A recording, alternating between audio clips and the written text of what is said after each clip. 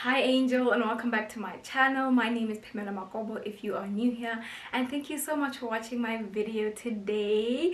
Before I get into the reason why I'm sitting down looking all sorts of pretty in today's video, I want to address all 10,000 elephants in the room. I just want to say thank you so much to all of my angels, all of my subscribers for 10,000 subscribers here on YouTube. We hit 10k a couple of weeks ago and I am so happy. I don't think I've sat down to say thank you in a video, so this is my thank you to all of you guys. Please continue subscribing to my channel, continue supporting my my craft, continue sharing my videos with your friends, having them shared with their friends, continue commenting on my posts. I absolutely appreciate each and every single one of your efforts, and it is because of all of your efforts that we have hit this milestone, and I'm so happy and I'm so grateful to all of you guys. Thank you once again.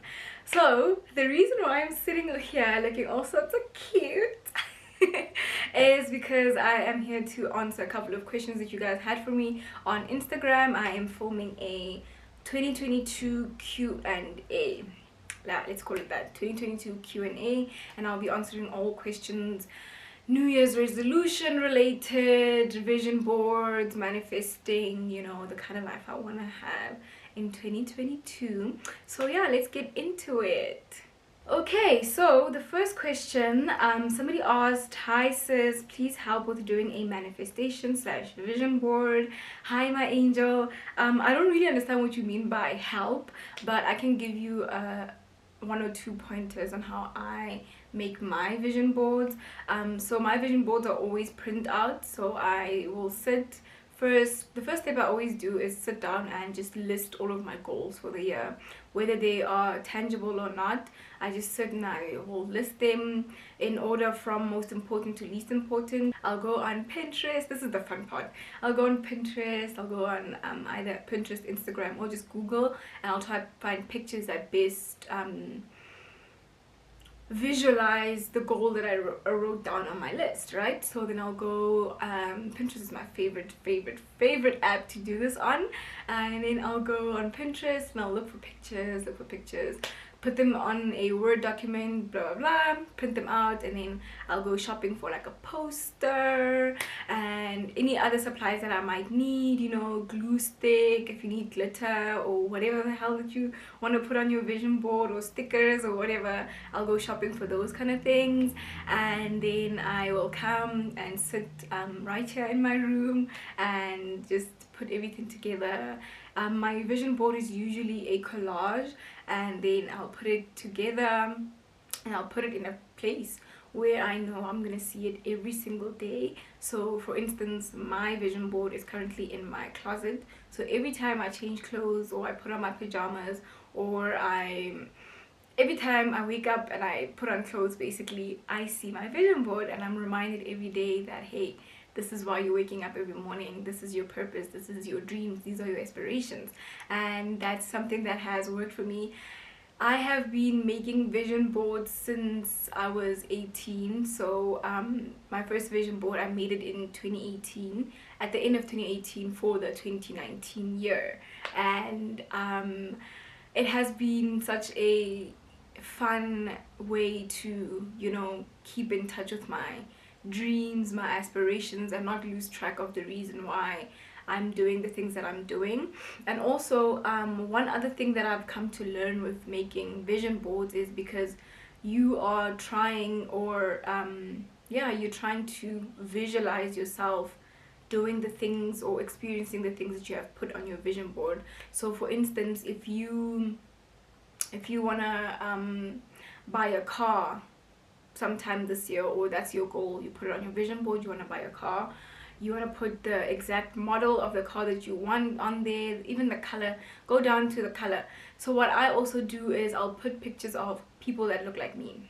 So black women, I put black women on my vision board that are experiencing the things that I want to experience, that are achieving goals that I want to achieve myself, and I put them on my vision board because it's way easier for me to imagine myself in that person's shoes because they look just like me. right? So that is how I make my vision boards. I don't really know what you meant by help, but that is how I make my vision boards. And one thing that I also do with my vision boards and all of my manifestation techniques, I put prayer behind it. I put prayer behind it. I talk to God about my goals. I you know, I pray on it, and as much as I put it there on my vision board, I don't just put it on my vision board and sit back and say, yeah, now I'm gonna go get that car that I put on my vision board. No, obviously have to work for it. You have to work towards it.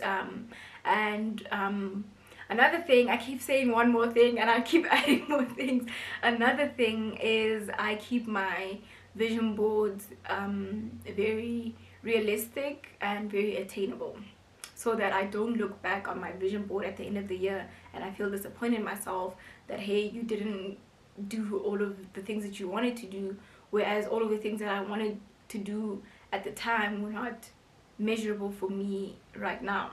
They're not measurable for me right now. So I make my goals, or all the aspirations I put on my vision board, they are usually short-term goals. So goals that I can achieve in a 12-month period, and you know, basically annually. I do my vision boards annually, so all my goals and all the pictures that I put on my vision board are always short term, because I know I can achieve it in the short term, you know. So yeah, every single year I sit down and I go through all of that. Every single time I just feel so happy to be able to do that, and so happy to be able to look back to last year's vision board and tick off a couple of things that I actually did and actually manifested, a couple of experiences or a couple of things that I can touch and point to and say, hey, I did that. So yeah, that is how I make my vision boards. Good luck with your vision board, sweetie. Okay, second question, what are your spiritual goals this year? My spiritual goals this year, I think spiritual, what do you mean by spiritual? I don't know what you mean by spiritual, but one of my biggest goals in terms of my spiritual well-being this year is building a relationship with God and just coming closer to God. I want to be the closest that I've ever been to God this year, and that is my biggest goal when it comes to my spiritual well-being, is being closer to God. I would definitely say is my biggest spiritual goal for this year. Okay, next question, do you plan on getting your honors after graduating? I don't know. I have no idea. I haven't really planned on going into postgrad, like seriously planning on going to postgrad, because postgrad needs funding. It's not cheap, but I haven't really planned on going into postgrad. If you guys don't know, I am studying towards a bachelor's in education, and it is a 4-year degree. So there are different kinds of degrees in university. You get academic degrees and you get professional degrees.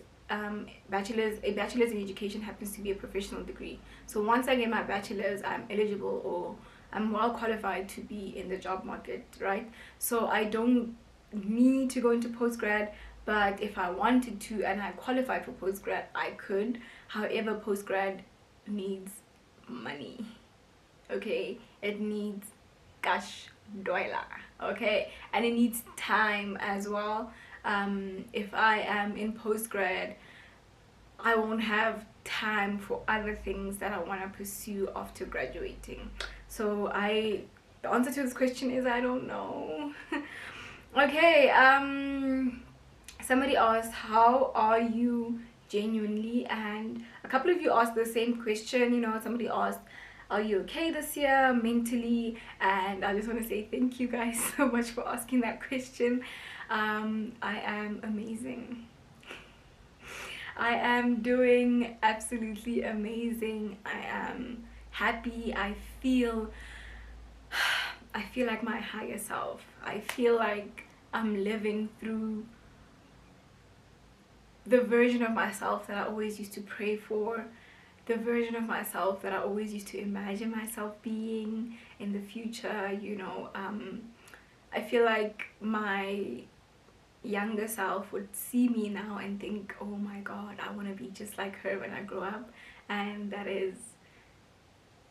that's so beautiful to me, to think that I'm exactly where I wanted to be. This year so far has been absolutely amazing to me. It has been so kind to me. Life has just been unfolding so beautifully for me this year, and I'm absolutely grateful. I wake up every single day and I feel as though I'm living in an answered prayer. I'm living through an answered prayer, and I'm absolutely happy. I'm happy in all of my interpersonal relationships. I'm happy with myself. I'm happy to be here. Basically, I'm just so happy to be here. And every morning when I wake up, I try to listen to a little bit of Jene Aiko, and she has a song titled Eternal Sunshine, and one of the lines in the song goes, if I were to die today, there's not a thing that I would change because I've lived well. And I feel like that every single day. Every single day. I go to sleep and thinking to myself, if I don't wake up tomorrow morning, it's okay. I've lived such a beautiful life and I wouldn't change it for the world. So thank you for asking. I'm doing absolutely amazing. Next question, what do you want to achieve this year? At least 5 things you can share with us. 5 things are a lot, hey? I don't know about 5 things, but I think I can think of like 3 things from the top of my head. So let's go, 3 things from the top of my head. Excuse me. The other 2 will come, hopefully, but let's see the first 3. The first one, obviously, like I mentioned earlier, I want to grow closer to God this year. The second one is being more faithful, you know, having more faith in how things are unfolding for me, because I realized that I would talk to God about something, you know, or pray about something, or pray for something to happen for me, and after praying I'd still be so anxious about it, like, oh my god, is it gonna happen? Is it not gonna happen? What if it doesn't happen? However, when I pray, it should symbolize that I'm faithful and I trust in God to have my back, you know, or for things to unfold for my greater good, right? But then I go and I kneel down and I pray and I talk to God, and then after I stand up from that prayer, I spend the whole entire time just being anxious about it and all of that. So I want to have more faith, and I want to trust in the way my life is unfolding more, and I want to trust in God's plan for my life. So having faith is one of my top priorities also for this year. My third priority for this year is my privacy. I would like to preserve my privacy in the best way that I possibly can. I realized when I was younger that, look at me saying when I was younger, like I'm like 40 years old or something, but when I was before, I had come to the realization that I do not preserve my privacy the way that I want to. I would feel not obligated in a way, but I'd feel the need to share whatever was going on in my life with the world, you know. The minute it happened, I wanted to share that experience with the world. Now I'm realizing you don't have to. You don't have to share everything that is happening to you or everything that you are experiencing with the whole world in order for that experience to be a good experience. You can experience it for yourself first, right? Take it all in, be present in the moment, and whenever you feel ready or whenever you feel as if you even want to, you can share it with the world. So preserving my privacy is one of the biggest goals that I have for myself this year, and I will be making sure that I'm implementing it, because I'm a very quiet person and I'm a very private person, right? So I feel as though when I'm not preserving my privacy, I don't feel like myself. I don't feel in alignment with myself. I feel very overexposed, and I do not enjoy feeling overexposed at all. So yeah, preserving my privacy is one of my biggest goals for this year. Alright, somebody else asked, have you completed your studies? Because I missed the race slash varsity vlogs already. No, my sweetie, I'm not done with school yet. It's just that I've been on vacation for so long. I've been on vacation since November. Well, my vacation started on the 1st of December and I've been home since. And today is the 16th of February and I'm still on vacation. And I'm still going to be on vacation until March. So I'm only going back to res and back to varsity in March, and I'm really excited to go back to school because this year we're going back on campus. I haven't been on campus since second year. The first couple of weeks of second year I haven't been like to in-person classes or sat in a lecture hall or a tutorial room with my classmates in so long, and I miss that so much. And you guys are gonna get a lot of varsity content when I'm back in Joburg, but right now I'm still at home here in Blackstone, so that is the reason why you guys are not getting any varsity slash res vlogs, because I'm still at home. Alright, somebody else asked, do you read your DMs? If not, why?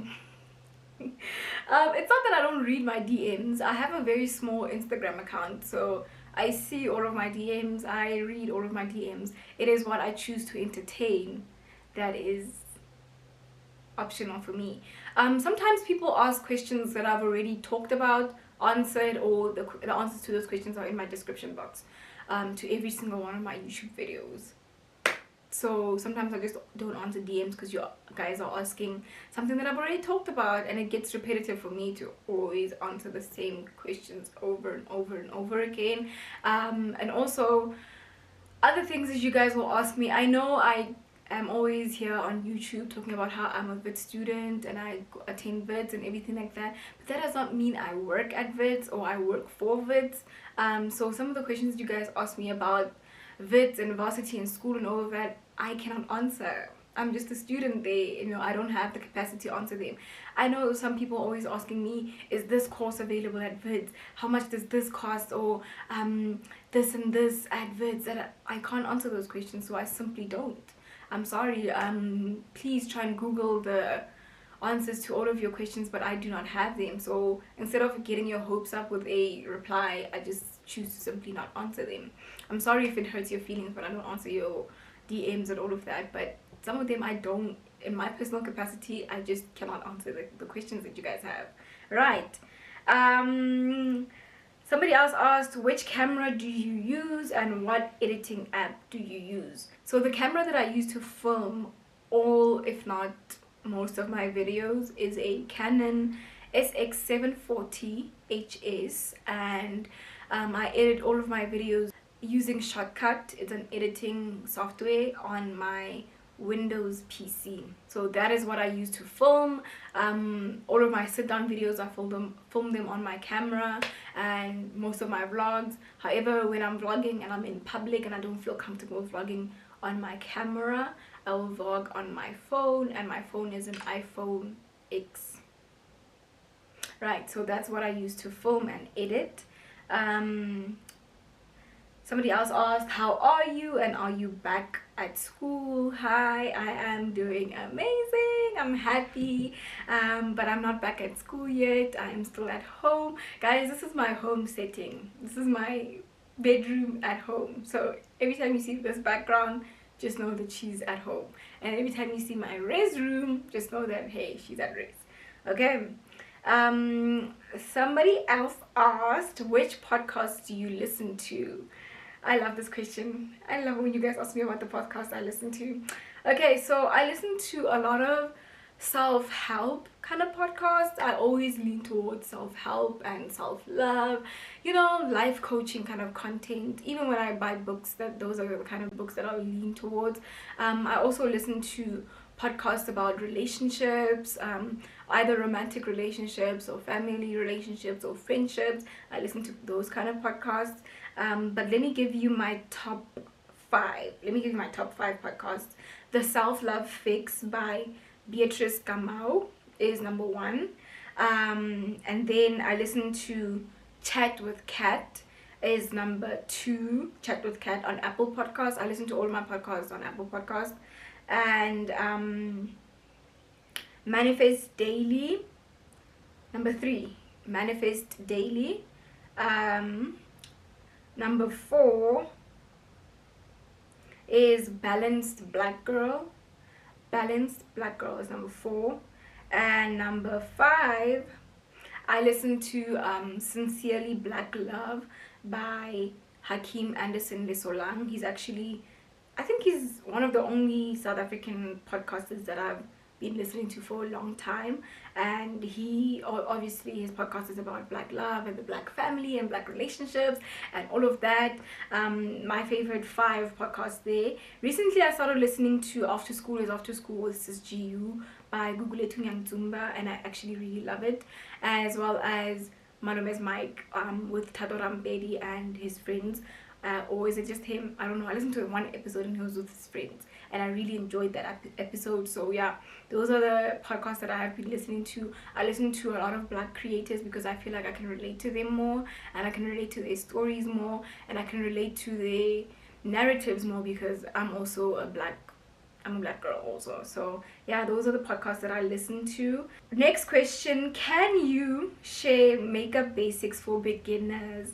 I want to learn how to do my face a little now. Oh, sweetie, I'm flattered.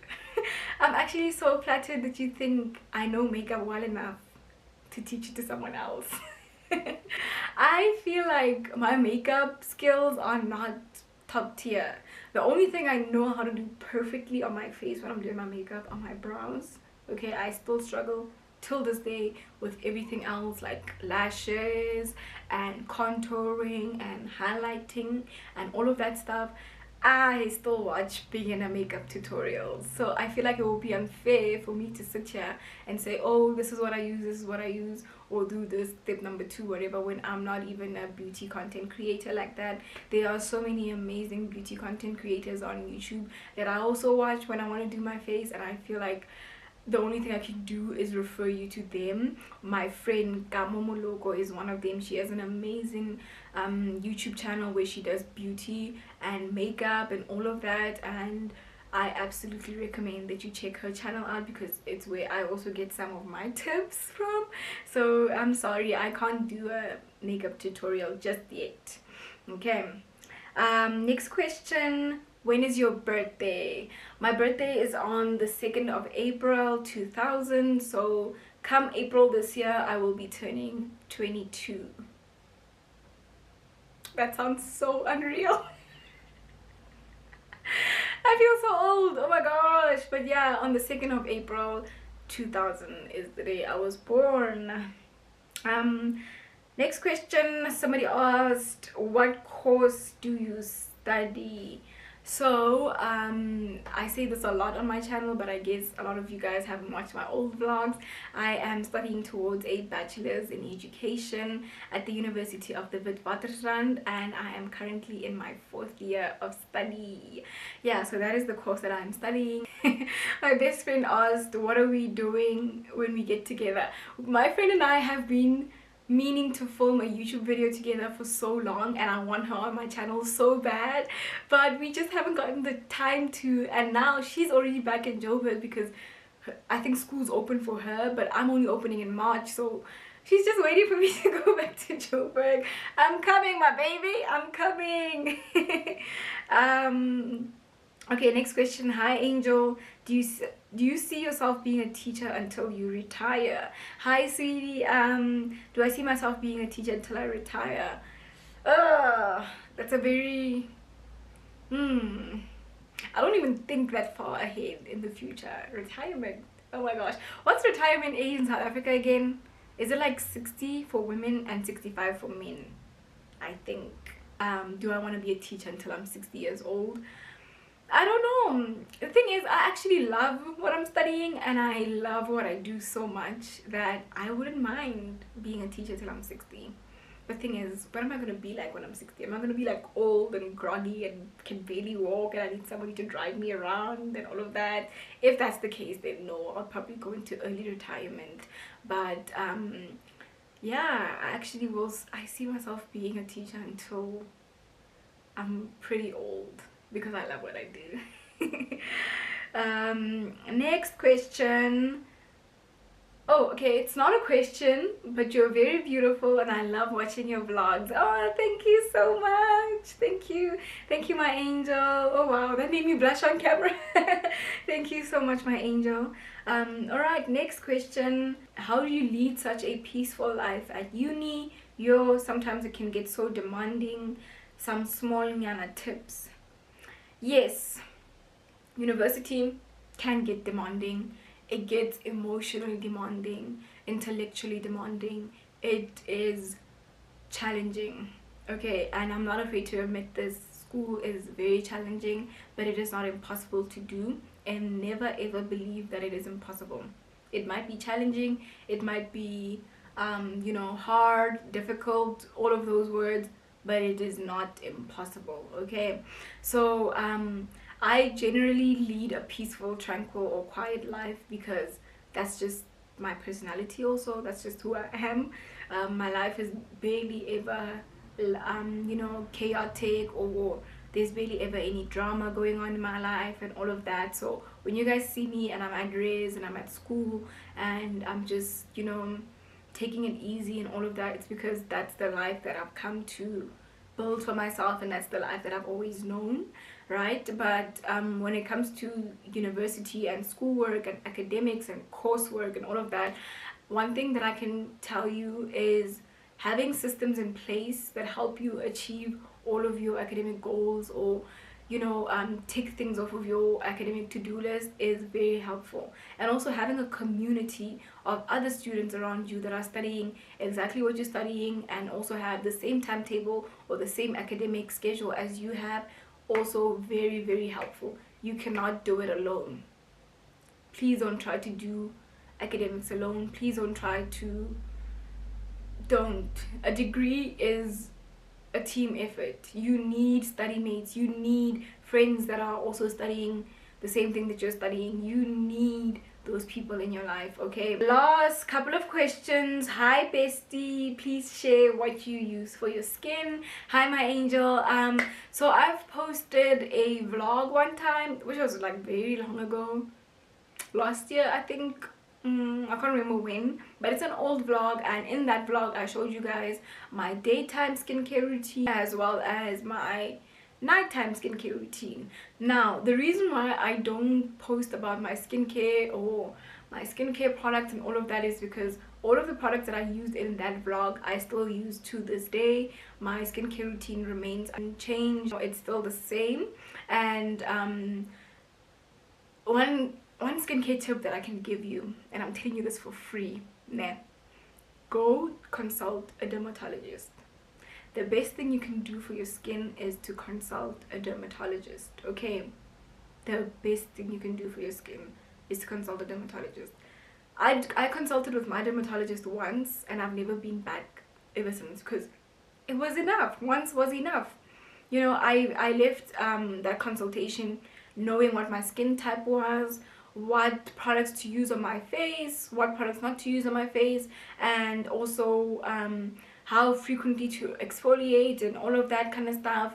I left that consultation knowing so much about my skin that I've been maintaining my skin ever since then. I never needed to go back. So please invest in a consultation with a dermatologist. I promise you, you won't regret it, okay? Okay, next question. Somebody asked, how do you separate being a YouTuber from your professional life? I'm assuming your learners watch your channel. Yes, they do. Yes, they do. I am a high school teacher, and that means that all my learners are teenagers, and teenagers are on social media, teenagers are on YouTube watching YouTubers and all of that, and I just so happen to be one of the faces they come across when they're surfing through YouTube. So last year when I was completing my practicals, I was giving class to grade 11s. So grade 11s are 16, 17, 18-year-olds, and I remember the first day that I got to the school. So the first day, we as student teachers, we usually don't do much. We just shadow the teacher, and then we just get a feel of what the school's environment is like, what the classroom culture is like, and all of that. And so the first day I didn't really talk to the learners. I think the third day I started teaching them, and it had been brought to my attention that they discovered my YouTube channel.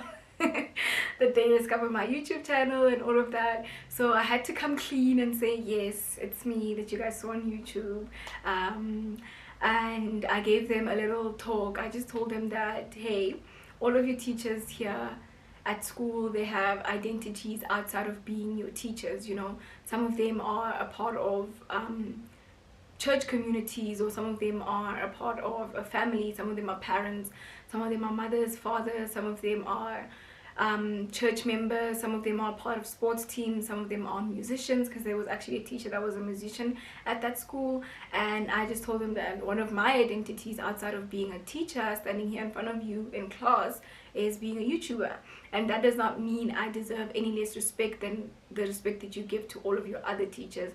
And they were pretty understanding. More than anything, the girls were more like, oh my gosh, man, you're a YouTuber. The boys were just like, so they weren't like rude about it, or they didn't try to disrespect me or anything like that. It made them very curious. It made them very curious as to what it's like being a student and all of that, because that's the kind of content that they saw on my channel.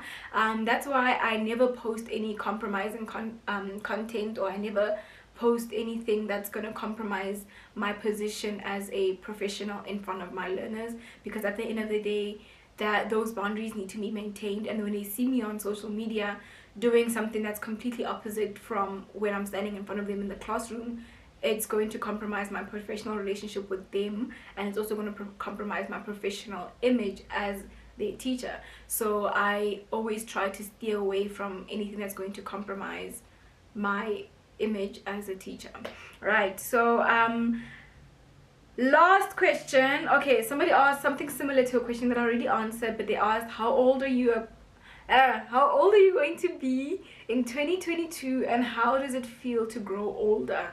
So I'm turning 22 this year, so next year I'm going to be 23, and the year after that I'm going to be 24, and the year after that I'm going to be 25, and so on and so on. How does it feel to grow older? Growing older is absolutely magical for me right now. Oh my gosh, it's magical. I'm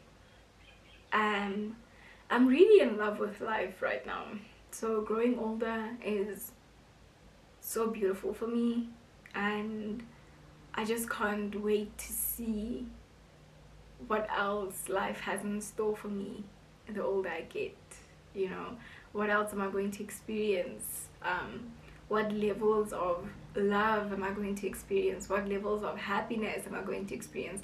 What levels of, you know, even the bad things I'm not scared to experience anymore, because I've come to learn that everything will work out. You know, even when I fall down, I know that I'm gonna bounce back, and me taking that fall was actually contributing to my character.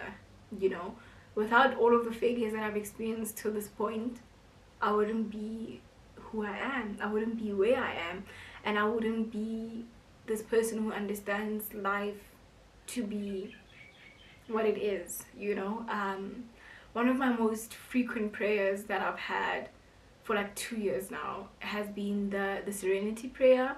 I've been praying that God grants me the serenity to accept things as they are and not how I would want them to be. And I feel like I'm living through that prayer. I'm just accepting the world as it is, not how I would like it to be. I'm accepting people as they are, not how I would love them to be.